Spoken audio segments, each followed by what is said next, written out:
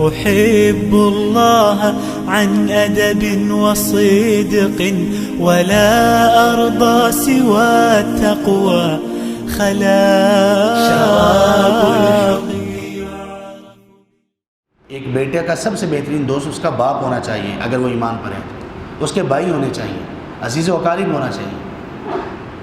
اور ہمارے ہاں کچھ غلطیوں کی وجہ سے، کچھ تربیت کی کمی کی وجہ سے، یا کئی ایک اسباب کی بنیاد پر، جن میں ایک علم کی کمی ہے، جن میں ایک تربیت کی کمی ہے، کہ باپ اور اولاد کے درمیان ایک آڑ اور رکاوٹ رہ جاتی ہے.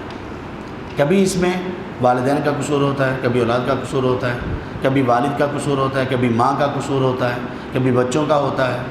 یہ مختلف چیزیں سبب بنتی ہیں، لیکن اگر اسلام کی تربیت کو لیا جائے تو پھر یہ چیزیں سبب نہیں بنتی، اس کے مطابق چلا جائے کہ یہ بہترین لوگ ہیں کہ جن سے دوستی کی جائے.